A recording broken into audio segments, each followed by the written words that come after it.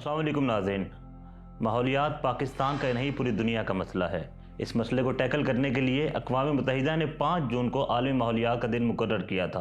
बदकिस्मती से पाकिस्तान दुनिया के उन चंद ममालिक में आता है जो क्लाइमेट चेंज से बहुत ज़्यादा मुतासिर हैं। पाकिस्तान इस क्लाइमेट चेंज से क्यों मुतासिर है, क्या वजूहात हैं, किन वजूहात की बिना पर पाकिस्तान इतना मुतासिर है, ये सब कुछ जानेंगे। हमारे साथ मौजूद हैं एनवायरनमेंट एक्सपर्ट डॉक्टर इरफान साहब। डॉक्टर साहब, बहुत शुक्रिया आपके टाइम का। सबसे पहले ये बताइएगा कि पाकिस्तान इन्वायरमेंट चेंज से इतना मुतासिर क्यों है? पाकिस्तान चंद एक में नहीं बल्कि टॉप 5 to 8 में रहता है। हर साल जो हमारी आती है रेटिंग्स में कि वल्नरेबल टू क्लाइमेट चेंज, उसकी एक तो नेचुरल रीज़न है। सबसे अहम रीज़न ये है कि जो हमारा ख़िता है, इसकी जो जोग्राफिकल लोकेशन है वो इस तरह के दो दुनिया के जो बड़े आइस के रिज़र्व हैं ना, north pole and south pole, उसके बाद तीसरा सबसे बड़ा रिज़र्व जो है आइस का वो हमारे नॉर्दर्न एरिया में है, गिलगित बल्तिस्तान ऊपर जितना भी हमारा, जहाँ से हमारे दरियाओं का मंबा है। तो ये जो ग्लोबल वार्मिंग है तो उसका बेसिक सोर्स हमारे इंक्रीजिंग इमिशन है पूरी दुनिया से। इमिशन की वजह से टेम्परेचर रेज हो रहा है, टेम्परेचर रेज होने से पानी पिघल के पानी नीचे आएगा। पिघलने का नतीजा क्या है कि फ्लडिंग होगी। गालबन 50 साल में पिछले और कोई ऐसा रिजर्वायर नहीं बनाया कि उस फ्लड की तबाही को हम मिनिमाइज़ कर लें, कंट्रोल कर लें। बारिशें शुरू होती हैं सितंबर अक्टूबर में जाके, तो वो सारा चेंज हो गया। उस जो हमारा हाइड्रोलॉजिकल साइकिल है उससे हमारा क्रॉपिंग पैटर्न जो है ना एग्रीकल्चर इकोनॉमी में वो अफेक्ट होता है। एग्रीकल्चर डिस्टर्ब तो इकोनॉमी डिस्टर्ब आपकी, तो ये वजह है। फिर गुज़िश्ता 5 से 10 साल से हम देख रहे हैं गर्मी की शिद्दत में भी और सर्दी में भी बहुत इजाफा हो रहा है। क्या ये भी क्लाइमेट चेंज की वजह है? बिल्कुल, क्लाइमेट चेंज की वजह से। उसकी वजह यह है कि ग्लोबल वार्मिंग की तरफ से जब वही पानी पिघल के नीचे आता है तो अल्टीमेटली तबाही में जाके जाए जो भी है जाता समंदर में है। वो उससे क्या हो रहा है कि सी लेवल रेज कर रहे हैं।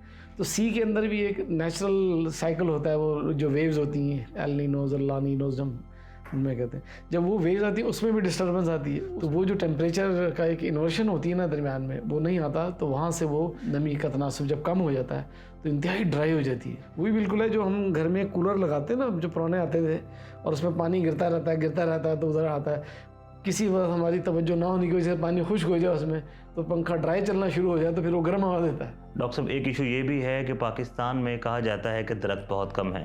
दरख्तों का तनासुब क्या होना चाहिए कि पाकिस्तान क्लाइमेट चेंज से मुतासिर ना हो? लेकिन तनासुब जो जंगलात का है ना वो तो मुख्तलिफ हैं। कहीं कहते हैं जिन 20% हो, कहीं 24% हो। यही जो भी हम बात कर रहे हैं क्लाइमेट चेंज की, इसमें जो सबसे बड़ा इसका जो सोर्स है वो हमारी इमिशंस हैं। और इमिशंस में जो कार्बन डाइऑक्साइड है, ख़ासकर जो इंडस्ट्रियल इमिशन में जहाँ भी कंबस्टन हो रही है, कोई फॉसिल फ्यूल जल रहा है, सबसे ज़्यादा बड़े शहरों में गाड़ियाँ चल रही हैं, उसको कार्बन डाइऑक्साइड को एब्जॉर्ब करने का कोई हमारे पास अभी तक मैन मेड तरीक़ेकार नहीं है। तो उस बैलेंस को मेंटेन करने के लिए कि जितनी कार्बन ज़्यादा प्रोड्यूस हो रही है तो जितने दरख्त ज़्यादा होंगे उस कार्बन को एब्जॉर्ब कर लेंगे। क्या ये सोसाइटीज़ और आबादी का बढ़ना भी क्लाइमेट चेंज की वजह है? ज़ाहिर है, जब वो हाउसिंग सोसाइटीज़ बनेंगी, हर घर में इसी तरह आएंगे, हर घर में किचन होगा, किचन में चूल्हा जलेगा, आग जलेगी, हीट जनरेट होगी, सारी चीज़ें, एनर्जी कंज्यूम होगी, आने जाने के लिए पेट्रोल डीजल जो भी होगा गाड़ियों में इस्तेमाल होगा, एक्टिविटीज़ होगी ना। वो सारी एक्टिविटीज़ के नतीजे में ज़्यादा इमिशंस बढ़ेंगे।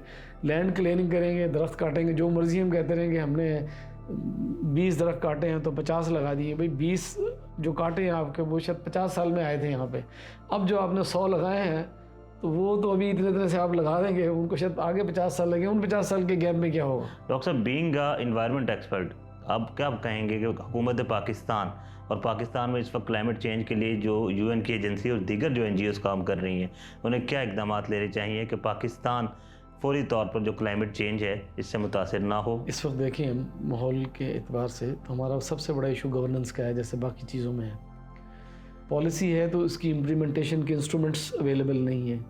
अवेलेबल हैं तो उन इंस्ट्रूमेंट को एनफोर्स करने की जो इंस्टीट्यूशंस हैं वो वीक हैं। उनकी जो कैपेसिटी है ना, human capacity, technical capacity, technological capacity, financial capacity, वो वीक है।